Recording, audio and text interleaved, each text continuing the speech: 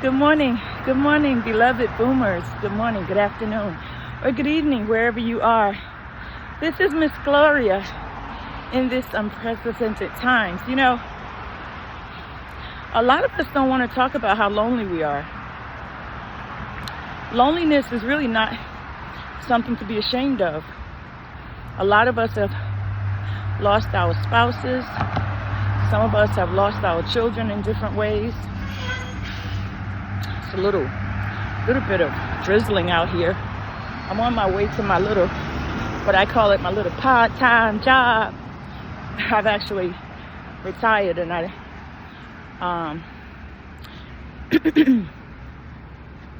don't work, but I just do a little something on the side. But yeah, a lot of us have lost loved ones that we used to have most of our lives, and we don't have them anymore. And so we spend time alone. We spend quite a bit of time alone. And it's not a good feeling.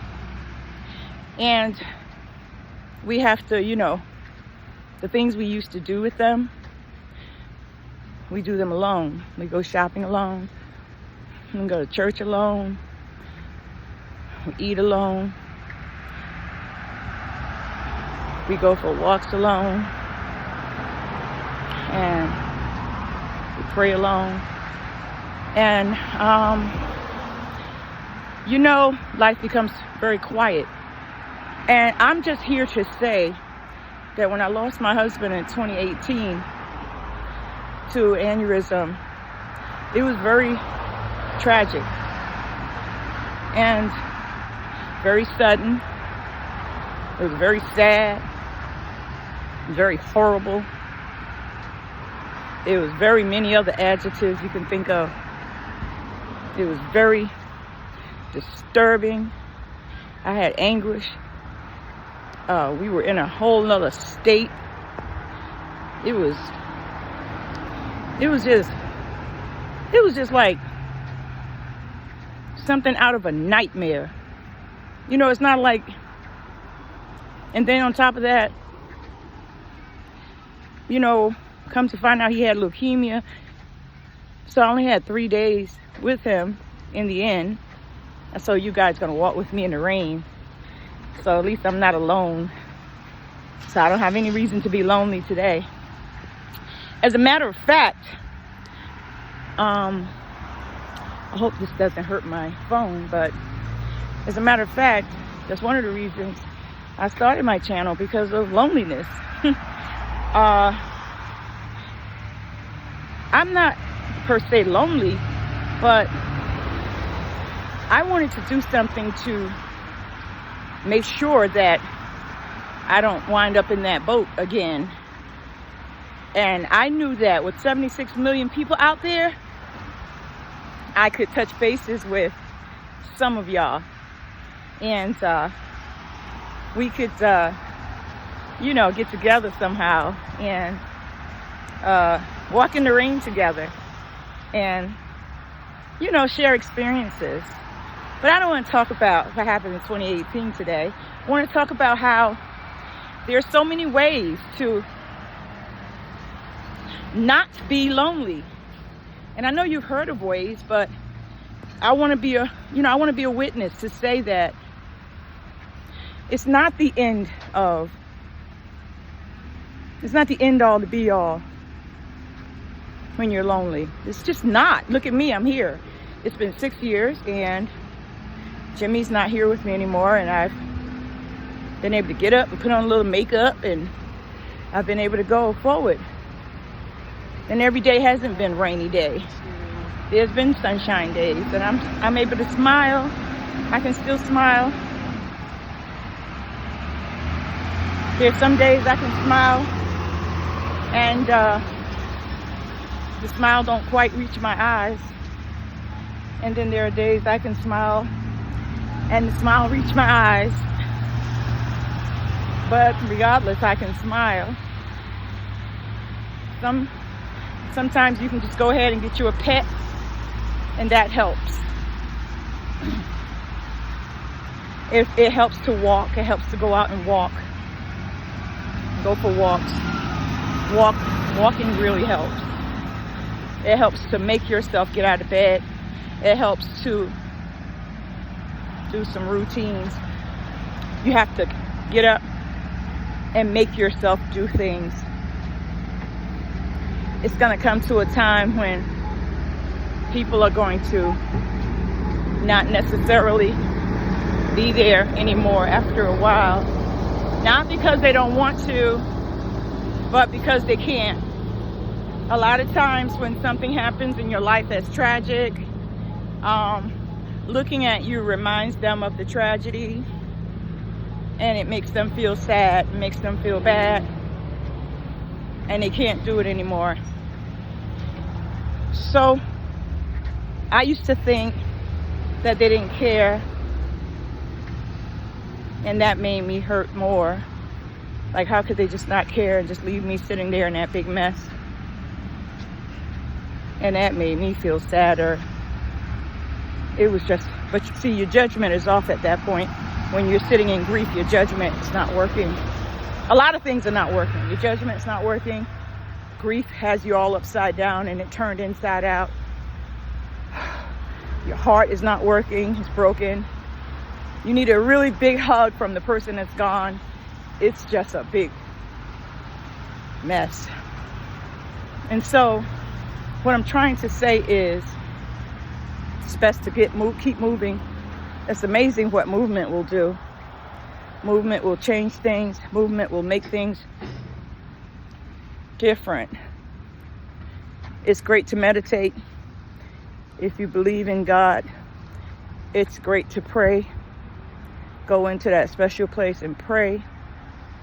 If you do not believe in a higher power, it's best to sit still and go inside to yourself and just sit still and meditate, or whatever you call it. Is you better get in touch with what you feel is true, because you will go to pieces. It's not something that you can just ignore. Loneliness is not something you can ignore. It is something that you need to take care of. If you believe in therapy, you need to go get therapy. You have to talk to someone, even if it's your furry cat, even if it's your doll. I know that may sound a little off, but there is a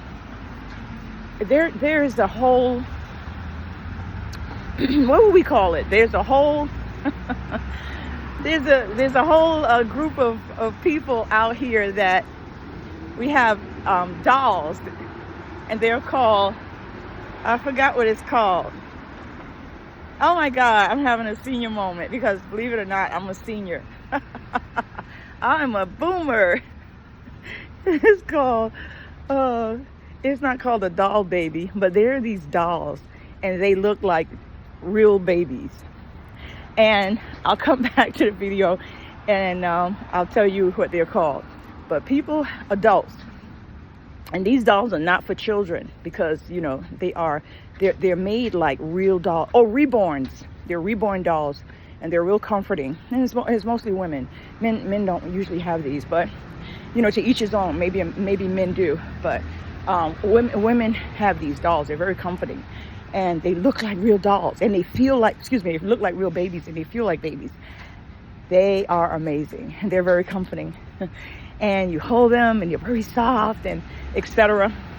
And it's private. A lot of people have them. It's a whole industry. It's $1 million industry. Google it. You'll see. Go on YouTube. There are conventions. They help with loneliness. I have one, and her name is Molly. I probably should bring her on one day, just for fun. And she helped me with my loneliness years ago. And now I don't really say much to Molly. She sits there on the couch. She's so cute. She's asleep. She never wakes up. She's just asleep. I dress her sometimes, but I don't really interact with Molly that much. And I know I sound nutty, but I'm not. And my little girl, she's 13. She doesn't want to play with Molly. She doesn't say much to Molly. And Molly is just Molly. And it's just, who am I hurting? It's just a little kid toy. And you know what's funny? Because I just love this channel.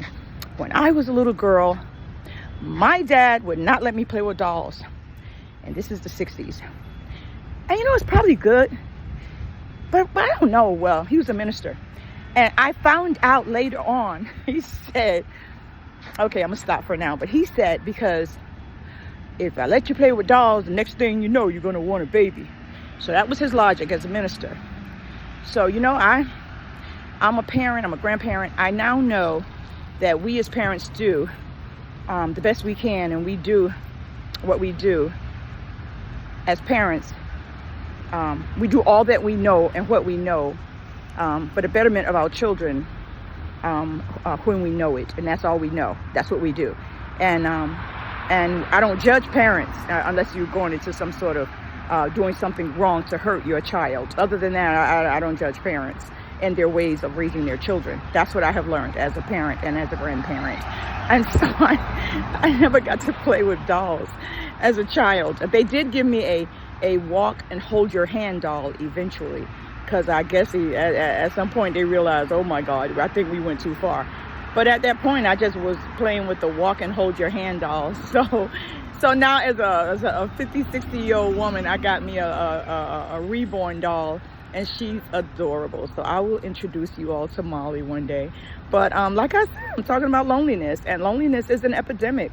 And elderly people are doing terrible things in their lives in order to avoid loneliness, which is very, very sad. And I'm here to talk to my beautiful baby boomers today. I mean, I'm talking to anyone, but my audience, I'm hoping, are primarily beautiful baby boomers, men and women who may be extremely or mildly lonely. To let you know there is hope. I have been to the bottom of the earth and back. I have been to the bottom of the closet floor and back. I have been running and screaming down the halls of the hospital, screaming in grief for the death of my husband and back. I'm here to say that you can smile again, you can laugh again, you can be alive again in this world. It takes time, it takes hope, it takes meditation, it takes prayer, it takes movement, and it takes just waking up and opening your eyes and breathing again, and just saying thank you to God and to the universe and to whatever you believe in. Because as long as you are alive, there is hope. Okay, stay with Miss Gloria, because these are unprecedented times for us boomers. All right, guys, I'm going to be right back, and I'll see you soon.